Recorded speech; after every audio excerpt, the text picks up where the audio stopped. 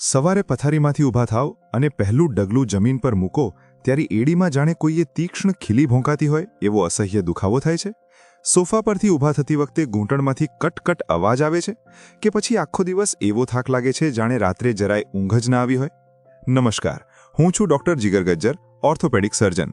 મારા ક્લિનિકમાં આવતા દર 10માંથી 9 ગુજરાતી દર્દીઓની એક જ પેટર્ન હોય છે: નસોમાં ઝણઝણાટી, હાડકાની નબળાઈ અને વહેલી ઉંમરે સાંધાનો ઘસારો. આ કોઈ યોગાનુયોગ નથી, આ આપણી આજની લાઇફસ્ટાઇલની સીધી અસર છે. આજે આ વિડીયોમાં હું એવા 3 સાયલેન્ટ વિલન વિશે વાત કરીશ જે તમારા શરીરને અંદરથી પોલું કરી રહ્યા છે. આ વિડીયો તમે પૂરો જોશો તો તમને સમજાશે કે આ સમસ્યાઓ પાછળનું સાચું કારણ શું છે અને કેવી રીતે તમે ઓપરેશન ટેબલ સુધી પહોંચતા બચી શકો છો. આજે આપણે વિસ્તારથી વાત કરીશું.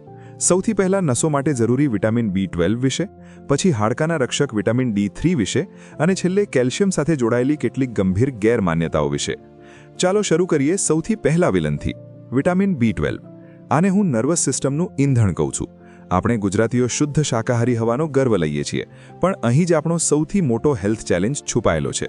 વિટામિન B12 કુદરતી રીતે મુખ્યત્વે માંસાહારમાં જ મળે છે.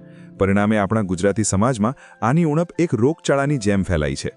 તમે ક્યારેય અનુભવ્યું છે કે બેઠા હો ત્યારે અચાનક હાથ પગમાં કીડીઓ ચાલતી હોય એવું લાગે, અથવા પગના તળિયામાં સતત બળતરા થાય? ઘણા દર્દીઓ મને આવીને કહે છે, સાહેબ, ચાલતી વખતે સંતુલન બગડે છે, જાણે ક્યાં પડે છે એની ખબર નથી પડતી. જો આ લક્ષણો હોય તો સમજી લેજો કે તમારું B12 લેવલ ખતરાના નિશાનથી નીચે છે. તમે વિચારતા હશો કે તો શું હવે શાકાહારી લોકોએ આખી જિંદગી આ દુખાવો સહન કરવો પડશે? ના, એવું નથી. શાકાહારીઓ માટે 2 ઉત્તમ રસ્તા છે. પહેલું, તાજું દહીં. દહીંમાં રહેલા પ્રોબાયોટિક્સ તમારા આંતરડામાં B12ના શોષણમાં જાદુઈ કામ કરે છે. બીજું, આથો આવેલો ખોરાક. આપણો ટ્રેડિશનલ હાંડવો, ઇડલી કે ઢોકળા. પણ શરત એટલી કે નેચરલ રીતે આથો આવેલો હોવો જોઈએ, ઇન્સ્ટન્ટ પેકેટવાળો નહીં. પનીર અને દૂધ પણ મદદ કરે છે, પરંતુ અહીં એક ચેતવણી છે. જો તમારો રિપોર્ટ 200થી નીચે હોય તો માત્ર ખોરાક કામ નહીં આવે. નસો સાવ સુકાઈ જાય એ પહેલાં તમારે ડૉક્ટરની સલાહ મુજબ પ્રોપર કોર્સ એટલે કે ઇન્જેક્શન કે હાઈ ડોઝ સપ્લિમેન્ટ્સ લેવા જ પડશે. હવે વાત કરીએ બીજા અને સૌથી મહત્વના વિલન વિશે, વિટામિન D3. આને તમે કેલ્શિયમનો ગેટકીપર સમજો. તમે ગમે તેટલું મોંઘું દૂધ પીવો કે કેલ્શિયમની ગોળીઓ ગળો, જો શરીરમાં D3 નથી તો એ બધું જ કેલ્શિયમ લોહીમાં ભળવાને બદલે કચરામાં જ જશે.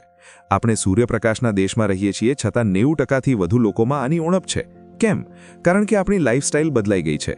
આપણે એસી ઓફિસમાં બેસીએ છીએ, કાચની બારીઓ પાછળ રહીએ છીએ. એક વાત ગાંઠે બાંધી લેજો, કાચની આરપાર આવતો તડકો ક્યારેય વિટામિન નથી બનાવતો. ઘણા લોકો પૂછે છે, સાહેબ, તડકામાં ક્યારે બેસવું? વિજ્ઞાન કહે છે કે સવારે 10થી 11 વચ્ચેનો તડકો સૌથી વધુ અસરકારક છે. અઠવાડિયામાં માત્ર 3 વાર 15થી 20 મિનિટ સીધો સૂર્યપ્રકાશ તમારી ચામડી, ખાસ કરીને પીઠ અને હાથ પગ પર પડવો જોઈએ. જે લોકો સૂર્યપ્રકાશ નથી લઈ શકતા તેમણે ડૉક્ટરને પૂછીને સાપ્તાહિક સપ્લિમેન્ટ્સ એટલે કે જે પાઉચ કે કેપ્સ્યુલ આવે છે તે શરૂ કરી દેવા જોઈએ. 40 વર્ષની ઉંમર પછી આ કોઈ મોત શોક નથી, આ તમારી પાયાની જરૂરિયાત છે. તમને નવાઈ લાગશે, પણ ઘણા દર્દીઓને આખા શરીરમાં જે કાયમી દુખાવો રહેતો હોય છે એ માત્ર D3ની એક ગોળીથી ગાયબ થઈ શકે છે. હવે વાત કરીએ એ કેલ્શિયમની જે તમારા હાડકાને લોખંડ જેવા મજબૂત બનાવી શકે છે. પણ શું તમે એ સાચી રીતે લો છો? કેલ્શિયમ એટલે આપણા મગજમાં પહેલો વિચાર આવે દૂધ. પણ સત્ય એ છે કે ઘણા લોકોને દૂધ પચતું નથી, ગેસ કે બ્લોટિંગ થાય છે. જો તમને લેક્ટોઝ ઇન્ટોલરન્સ હોય તો જબરજસ્તી દૂધ પીવાની જરૂર નથી. કુદરતે આપણને બીજા અનેક સુપરફૂડ્સ આપ્યા છે. સૌથી પહેલું અને બેસ્ટ છે સફેદ તલ. જાણીને આશ્ચર્ય થશે કે 100 ગ્રામ તલમાં દૂધ કરતાં 10 ગણું કેલ્શિયમ હોય છે. રોજ 1 ચમચી શેકેલા તલ ચાવીને ખાવાનું શરૂ કરો, એ તમારા સાંધા માટે ગ્રીસનું કામ કરશે. બીજું છે રાગી. રાગીનું જે અનાજ આવે છે એ હાડકા માટે આશીર્વાદ સમાન છે. અને ત્રીજું છે આપણો દેશી સરગવો. સરગવાની સીંગનું સૂપ એટલે કેલ્શિયમની જીવતી જાકરી ખાણ. આ વસ્તુઓ તમારા ડાયટમાં હશે તો હાડકા ક્યારેય પોલા નહીં પડે. અહીં મારે એક બહુ મોટી ગેરસમજ એટલે કે મિથ દૂર કરવી છે. ઘણા દર્દીઓ કેલ્શિયમની ગોળી લેતા ડરે છે. એમને લાગે છે કે કેલ્શિયમ ખાવાથી પથરી એટલે કે કિડની સ્ટોન થશે. એક સર્જન તરીકે હું તમને ગેરંટી આપું છું કે પથરી કેલ્શિયમ ખાવાથી નથી થતી. પથરી ત્યારે થાય છે જ્યારે તમે પાણી ઓછું પીવો છો અને શરીરમાં કેલ્શિયમનું અસંતુલન હોય છે. હકીકત તો એ છે કે જ્યારે તમે ખોરાકમાં પૂરતું કેલ્શિયમ નથી લેતા ત્યારે લોહીમાં કેલ્શિયમનું લેવલ જાળવી રાખવા માટે તમારું શરીર તમારા જ હાડકાને ઓગાળવાનું શરૂ કરે છે. એ હાડકામાંથી જે કેલ્શિયમ લોહીમાં ભળે છે એ પથરી બનાવવાનું જોખમ વધારે છે. એટલે કે પથરીથી બચવું હોય તો કેલ્શિયમ બંધ ન કરો, પણ દિવસનું 3થી 4 લીટર પાણી પીવાનું રાખો. અને હંમેશા સારી ક્વોલિટીનું કેલ્શિયમ સપ્લિમેન્ટ જેમ કે કેલ્શિયમ સાઇટ્રેટ મેલેટ પસંદ કરો, જેનાથી પથરીનું જોખમ નહિવત રહે છે. તમે કદાચ વિચારતા હશો, સાહેબ, આ બધું અત્યારે કરવા ડરવાની શું જરૂર છે? હજી તો મને બહુ દુખાવો નથી. યાદ રાખજો, હાડકાં રાતોરાત નબળા નથી થતા અને રાતોરાત મજબૂત પણ નથી થતા. આ એક લાંબા ગાળાનું રોકાણ છે. જો તમે આજે આ 3 સાયલેન્ટ વિલનને નહીં રોકો તો 60-70 વર્ષની ઉંમરે જ્યારે તમે તમારા પૌત્ર-પૌત્રીઓ સાથે રમવા માંગતા હશો ત્યારે તમારા પગ તમારો સાથ નહીં આપે. આજે જે મેં વાતો કરી એ વિશ્વભરના મેડિકલ સાયન્સ દ્વારા સ્વીકારેલી છે. મોટાભાગના દર્દીઓ જો સમયસર પોતાના વિટામિન્સ લેવલ સુધારી લે અને સાચો ખોરાક લેવાનું શરૂ કરે તો ઘૂંટણના ઘસારા અને મણકાની તકલીફમાં ઓપરેશન વગર જ 70થી 80% રાહત મેળવી શકે છે.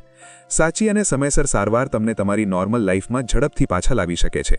તો આજનો આ વિડીયો આપણે ટૂંકમાં સમજી લઈએ. પહેલું, નસોની તાકાત માટે B12 ચેક કરાવો અને દહીં અને આથો આવેલો ખોરાક લો. બીજું, હાડકાની મજબૂતી માટે રોજ સવારે 15 મિનિટનો તડકો લો અને D3ના રિપોર્ટ ઉપર ધ્યાન આપો. ત્રીજું, કેલ્શિયમ માટે માત્ર દૂધ પર નિર્ભર ન રહો. સફેદ તલ અને રાગીને મિત્ર બનાવો. તમારું શરીર તમારું સૌથી મોટું ઇન્વેસ્ટમેન્ટ છે. જો તમે એને સંભાળ લેશો તો જ એ તમારી સંભાળ લેશે. યાદ રાખજો, આ માહિતી સામાન્ય સમજ માટે છે. તમારા માટે કયા સપ્લિમેન્ટ્સ અને કેટલો ડોઝ યોગ્ય છે એ જાણવા માટે તમારા ઓર્થોપેડિક સર્જનની સલાહ લેવી ખૂબ જ અનિવાર્ય છે. દરેક શરીરની જરૂરિયાત અલગ હોય છે. જો આ વિડીયો તમને ઉપયોગી લાગ્યો હોય તો એને લાઇક ચોક્કસ કરજો. તમારા પરિવાર અને મિત્રોના ગ્રુપમાં આ વિડીયો શેર કરો, કારણ કે અજાણતા જ ઘણા બધા લોકો આ 3 વિલનનો શિકાર બની રહ્યા છે. આવી જ સ્વાસ્થ્યલક્ષી માહિતી માટે આપણી ચેનલને સબસ્ક્રાઇબ કરવાનું ભૂલતા નહીં. સ્વસ્થ રહો, મસ્ત રહો. આભાર. શું તમે તમારા રિપોર્ટ્સ વિશે કોઈ ચોક્કસ પ્રશ્ન પૂછવા માંગો છો? તો નીચે કોમેન્ટમાં લખો, હું ચોક્કસ જવાબ આપવાનો પ્રયત્ન કરીશ.